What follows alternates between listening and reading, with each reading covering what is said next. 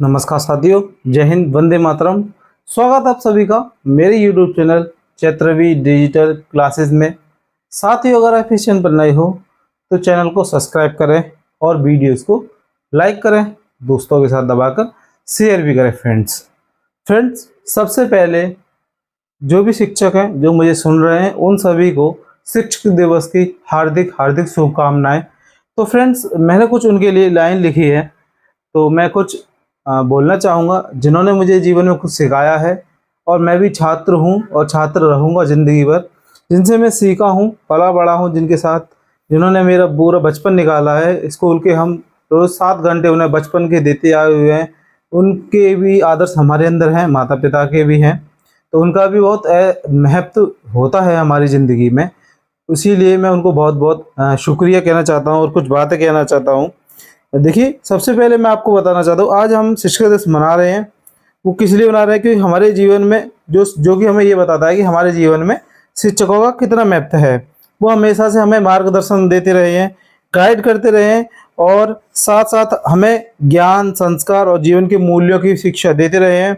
और शिक्षक दिवस डॉक्टर सर्वपल्ली राधाकृष्णन जी की जयंती के रूप में मनाया जाता है, जो एक महान और दर्शनीय और भारत के भूतपूर्व राष्ट्रपति भी रह चुके हैं। उनकी याद में ये बनाया जाता है। तो इन शिक्षकों के बिना हमारा जीवन अधूरा है। वे हमें सही और गलत के बीच का अंतर बताते हैं और हमें आत्मविश्वास दिलाते हैं और हमारे सपनों को पूरा करने में मदद करते हैं। ठीक है, मैं अपने सभी शिक्षकों को धन्यवाद देना चाहता हूँ जिन्होंने हमें ज्ञान, संस्कार और दीक्षा दी है। और मैं अपने माता पिता को भी धन्यवाद देना चाहता हूँ जिन्होंने हमें अपने शिक्षक का सम्मान करना सिखाया है। और मैं उन बच्चों का भी धन्यवाद देना चाहता हूँ जो मुझसे प्यार करते हैं, जो मुझसे लगाव करते हैं और जिनमें मुझसे लगाव है। देखिए, विद्यार्थी जीवन मेरा आज भी चल रहा है और हमेशा चलेगा। ज़िंदगी हमेशा रोज़ एक नया चैप्टर सिखाती है। हर हमें अपने आप को शिक्षक मान के ही विद्यार्थी मानकर ही चलना चाहिए। लेकिन जो मुझे टीचर सर जिस रूप में मुझे बच्चे ज़्यादातर भाई के रूप में ज़्यादा मानते हैं, तो मुझे इस बात का बड़ा फ़ख्र होता है कि आज के इस कलयुग के दौर में लोग मुझे भाई भी मानते हैं। तो फ्रेंड्स, इसी के साथ मैं आप लोगों को बहुत बहुत बधाई देना चाहता हूँ शिक्षक दिवस की। धन्यवाद। तो फ्रेंड्स, चलते हैं हम अपने एक्सरसाइज की तरफ। आज हम इसका पार्ट 3 लेकर आया हूं, मैं पार्ट 3 बना रहा हूं, जिसमें कि आप इस एक्सरसाइज के जितने भी सवाल बचे हैं आज एक्सरसाइज को हम खत्म कर देंगे। तो देखिए, सबसे पहले 8वां सवाल है जिसमें कह रहा है कि जांच कीजिए, समीकरण दिया हुआ है कि द्विघात समीकरण के रूप में लिखा जा सकता है या नहीं लिखा जा सकता। तो देखिए, सबसे पहले करते हैं आपका क्वेश्चन नंबर 8वां। कौन सा? 8वां, जिसमें देखिए क्या लिखा हुआ है, जिसमें कह रहा है 4x पर घात 2 और -4x प्लस 2 बराबर के 3x पर घात 2 -2x प्लस पर घात 4। कह रहा है को द्विघात समीकरण के रूप में लिखा जा सकता है कि नहीं, हमें आपको बताना है। तो देखिए कैसे। सबसे पहले आप देखिए इसमें क्या कर सकते हो, आप इस वाले संख्याओं को इधर ले आइएगा, 4x पर घात 2, और ये तो आपको फिलहाल ऐसे कैसे लिखना है। जब आप इसको उधर लेके आओगे तो जो निशान है वो सारे विपरीत हो जाएंगे, यानी बदल जाएंगे। जो प्लस का था वो माइनस का, हमेशा निशान देखिए आगे वाले देखे जाते हैं, है ना। जब आप इसे ले जाओगे तो प्लस का 2 हो जाएगा, और जब आप इसे ले आओगे तो माइनस का 4 हो जाएगा, बराबर हो जाएगा आपके पास 0। ठीक है, 4 में से 3 गया तो कितना बचेगा? 1x² बचेगा। और इसको जब आप घटा दोगे तो माइनस का 2x बचेगा, और इसे जब आप इसे घटा दोगे तो माइनस का 2 बचेगा, बराबर आ जाएगा 0। ये आपके पास आ जाएगा। इसका मतलब क्या है? इसकी अधिकतम घात कितनी है? अब अभी पूरे एक्सरसाइज में हमने यही तो किया है कि जिसकी अधिकतम घात 2 होती है उसी को हम द्विघात समीकरण कहते हैं। तो इसमें अधिकतम घात भी 2 है, तो हम क्या कह सकते हैं? अतः यह द्विघात समीकरण है। तो यहाँ लिख देंगे अतः इसे द्विघात समीकरण के रूप में लिखा जा सकता है। द्विघात समीकरण के रूप में लिखा जा सकता है, लिखा जा सकता है। ठीक है, ये आपका हो गया क्वेश्चन नंबर 8। अब इसके बाद देखिए क्वेश्चन नंबर 9 में क्या कह रहा है जो कह रहा है निम्नलिखित समीकरणों को हल कीजिए, निम्नलिखित समीकरणों को हल कीजिए। तो तीनों क्वेश्चन आपके इधर स्क्रीन पर आ रहे होंगे, 1 2 3। ठीक है, इनको ध्यान से देखिए और मैं साथ में लिखा भी दूंगा जिसे भी आप अच्छे से पढ़ सकते हो। तो इनको हटाओ, मैं बोर्ड पर लिखा के बताता हूँ आपको। तो 9 में का पहला आपसे क्या कह रहा है, जिसमें दे रहा है आपको 3x² बराबर 243। कितना? 243। पहला सवाल इधर, और दूसरा सवाल आपका इधर लिख देता हूं मैं। दूसरा सवाल क्या है आपका, वो है आपका 2x² -8y² बराबर के 0। ठीक है, एक तो आपका ये हो गया। एक हो जाएगा आपका तीसरा वाला, हो जाएगा आपका x-2 और x+2 बराबर 77। कितना? 77, यानी 77। ये सवाल आपके पास है, इनको आपको हल करके दिखाना है। तो देखिए इसको हल कैसे कर सकते हैं हम लोग। जो 3 से आपको दिख रहा होगा, ये कितनी बार भाग करोगे तो कितनी बार जाएगा। जब 3 से भाग आप 243 में दोगे, तो देखिए 3 अट्ठे 24 और 3 एकम 3। देखिए मैं चाहता तो डायरेक्ट लिख देता, लेकिन मैं आप लोगों को बिल्कुल बहुत बेसिक तरीके से सिखा रहा हूँ। तो यहाँ पर हो जाएगा 81। अब देखिए 81 कितने का वर्ग होता है? 81 आपका वर्ग होता है 9 का। कितने का वर्ग होता है? 9 का वर्ग होता है। ये बराबर का निशान है यहाँ पे, 9 का वर्ग होता है। तो वर्ग यहाँ पर x बराबर आपका +- 9, ये क्या आ जाएगा? आपका उत्तर आ जाएगा। तो हमने इस वाले समीकरण को क्या कर लिया? हल कर लिया। यहाँ पे आपको जरा भी दिक्कत नहीं आई होगी दोस्तों, क्योंकि बड़े आराम से और प्यार से हमने एक्सरसाइज को समाप्त कर लिया है। इसमें देखिए, जब आप इसमें इधर क्या कर सकते हो, जब आप इसमें इसको ले जाओगे 2x² बराबर, इसको इधर ले जाएंगे तो ये प्लस का हो जाएगा, यानी पॉजिटिव हो जाएगा। 2 से ये कटे जाएगा तो आपके पास क्या आ जाएगा? 4y²। अब देखिए 2 भी वर्ग होता है और y पे तो पहले से वर्ग दिया हुआ है। तो मैं x² बराबर 2x², y वर्ग से वर्ग, x की वैल्यू क्या आ जाएगी? प्लस माइनस कितनी हो जाएगी? 2 और y हो जाएगी। ये आपके पास इसका हल हो गया, है ना। ये क्या हो गया? इसका हल हो गया। अब ऐसे ही आपको यहाँ पर किसकी वैल्यू निकालनी है? तीसरे वाला जो सवाल दिया हो उसी की। ठीक है, इसकी कैसे निकालेंगे? देखिए सबसे पहले, वैसे तो अगर आप चाहो तो देखो डायरेक्ट मैं आपको ऐसे बता सकता हूँ 77। मैंने ऐसा कैसे कर दिया आपको बताऊं। ये देखिए मेरे को एक फॉर्मूला दिखाई दे रहा है, a² - b², जो आपका होता है a + b और a - b के बराबर। अब चाहे तो आप इसको सॉल्व करके लिख लीजिएगा और चाहे तो आप डायरेक्ट लिख दीजिएगा। देखिए मैंने एक डायरेक्ट लिख के दिखा दिया। अब देखिए मैं आपको बिल्कुल बेसिक तरीके से और समझाता हूँ। बेसिक तरीका क्या है? सबसे पहले x का x में गुणा कीजिए, तो यहाँ पर x², फिर इस x का 2 में करिए तो 2x हो जाएगा। फिर आप इसमें करिए तो माइनस का 2x हो जाएगा। फिर करेंगे माइनस के 2 दूनी 4 हो जाएगा, बराबर 77। फिर 2 से 2 को कैंसिल करेंगे, फिर आपके पास ये आ जाएगा, आएगी वही चीज।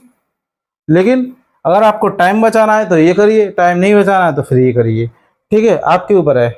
तो जब आप इसको इधर ले जाओगे तो x² बराबर हो जाएगा 77 प्लस का 4, यानी कि कितना?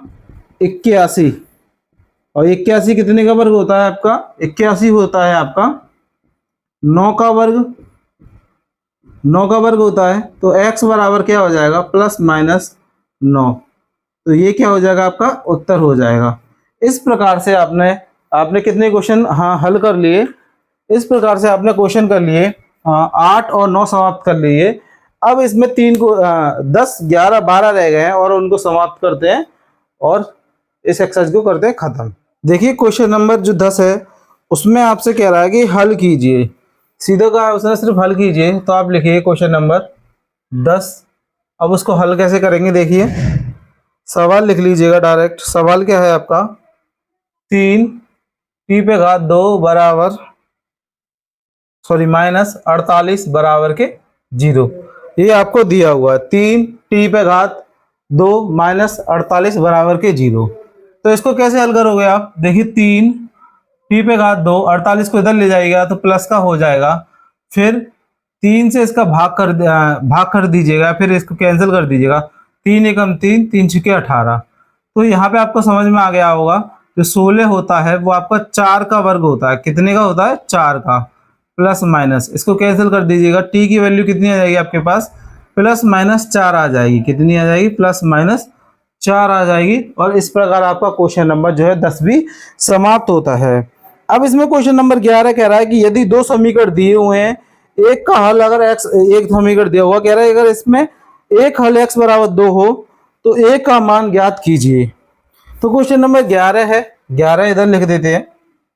क्वेश्चन नंबर 11 जिसमें आपसे कह रहा है x पे घात 2 प्लस 3ax प्लस का a बराबर 0, 2a का के माइनस का 2a बराबर 0 है। और कह रहा एक हल कितना है? एक हल कितना है आपका? x बराबर 2 है। और यहाँ पे आपको दूसरा है यानी a की वैल्यू आपको पता करनी है। इस तरीके से आपको दिया हुआ है। और इधर मैं इसका जो आखिरी का सवाल है आज का, इस एक्सरसाइज का भी, उसे भी मैं यहाँ पे लिख देता हूँ। जिसमें कह रहा है समीकरण दिया हुआ है x प्लस का माइनस x माइनस 2 घात, और यहाँ पे कितना है? 98 यानी 98। ठीक है, इस तरीके से दो सवाल दिए हुए हैं, इनको हल करना है। तो देखिए सबसे पहले क्या करेंगे आप, x की वैल्यू आप इसमें रख दीजिए, लिख दीजिए x बराबर 2 रखने पर x बराबर 2 रखने पर आपको क्या मिलता है? देखिए यहाँ पर होता है 2 का वर्ग प्लस 3a गुणा 2 बरा माइनस 2 गुणा कितना? 2। ए तो है सर, ए है, इसमें कोई बदलाव नहीं होगा, बराबर के 0। तो देखिए यहाँ पे 2 का वर्ग 4 होता है, 3 दूनी 6 होता है, 6a माइनस का 2a बराबर का 0। घटा दीजिएगा तो कितना आएगा आपके पास? और इसको चलो मैं 4 बराबर के 4a बराबर के 0। तो इसको जब आप इधर ले जाओगे तो 4a बराबर के 4 बराबर 4, 4 से 4 काट दीजिएगा तो a की वैल्यू आपके पास माइनस का 1 आ जाएगी, माइनस का 1 आ जाएगी। क्योंकि जब ये इधर जाएगा तो काय का हो जाएगा? माइनस का हो जाएगा। जब ये माइनस का हो जाएगा तो आपके पास जो वैल्यू प्राप्त होगी वो कितनी होगी? माइनस का 1 प्राप्त होगी। ठीक है, इस तरीके से आपने क्वेश्चन नंबर 11 कर लिया। और अब हम करेंगे इसका लास्ट वाला क्वेश्चन यानी क्वेश्चन नंबर 12। 12 में क्या कह रहा है? देखिए 12 में कह रहा है, जो सवाल दे रखा है आपको ये देखिए, डायरेक्ट आप इसे कैंसिल नहीं कर सकते हैं। तो आपको क्या करना है, आपको सबसे पहले दोनों तरफ कितने से भाग करना है? 2 से। दोनों तरफ 2 से भाग देने पर या फिर दोनों पक्षों में 2 से भाग देने पर, जब आप दोनों पक्षों में 2 से भाग दोगे तो आपके पास जो प्राप्त होगा, एक तो इसके नीचे 2 आ जाएगा, एक इसके नीचे 2 आ जाएगा। तो 2 से 2 को कैंसिल कर दीजिएगा, 2 से 2 को कैंसिल कर दीजिएगा। अब आपके पास आएगा x माइनस घात 2 बराबर के 4 और 9। यहाँ तक आपको समझ में आया? यहाँ तक आपको कोई दिक्कत नहीं हुई होगी, आई होप। इसके बाद आपसे कह रहा है, इसके बाद क्या करना? इसके बाद आपको क्या करना है? इसके बाद आपको देखिए x माइनस 7 पे वर्ग 2 है और इधर 7 पे वर्ग 2 हो जाएगा। तो इससे इसको कैंसिल कर दीजिएगा, घात से घात। तो आपके पास क्या आ जाएगा? x माइनस 7 बराबर प्लस माइनस का 7। ये आ जाएगा आपके पास सिंपल सा। यहाँ पर एक बार लिख देना प्लस वाला, प्लस 7 लेने पर आपको क्या प्राप्त होगा? देखिए x माइनस 7 बराबर प्लस का 7 यानी 7। जब आप इसको इधर ले जाओगे तो x बराबर कितना हो जाएगा? 7, ये प्लस का 7 हो जाएगा। यानी कि आपके पास कितना आ जाएगा? x बराबर कितना आ जाएगा? 14 आ जाएगा। कितना आ जाएगा? 14। अब यहाँ पर लिख लीजिएगा माइनस 7 लेने पर कितना हो जाएगा? जब माइनस 7 लोगे तो x माइनस 7 बराबर माइनस का 7। जब आप इसे इधर ले जाओगे, पक्षांतर करोगे तो क्या हो जाएगा, माइनस माइनस इधर जाकर क्या हो जाएगा, प्लस का हो जाएगा। इसको आप कैंसिल कर दीजिएगा। तो एक्स की वैल्यू आपके पास जो प्राप्त होगी वो कितनी होगी, 0। कितनी प्राप्त होगी, 0। तो आप लिख दीजिएगा जो आपकी दो वैल्यू आएंगी वो क्या आएंगी, एक तो आएंगे आपके पास 14, एक आएगी आपके पास 0। तो इस तरीके से आपको ये एक्सरसाइज क्या कहते हैं, खत्म हो गई आपकी 12। तो फ्रेंड्स आज के लिए इतना ही, क्योंकि आपकी एक्सरसाइज में सवाल है नहीं है। बाकी का हम कल की वीडियो में करेंगे, कल के लिए छोड़ते हैं। बाकी मिलता हूँ आपसे अगली वीडियो में। जब तक के लिए नमस्कार, जय हिंद, वंदे मातरम। शिक्षक दिवस मनाइए, अपने शिक्षकों का सम्मान करना ना भूलिए, और जो भी आपके प्रिय शिक्षक हैं आप उनसे एक बार जरूर मिलने जाइएगा। मिलता हूँ आपसे अगली वीडियो में। जय हिंद।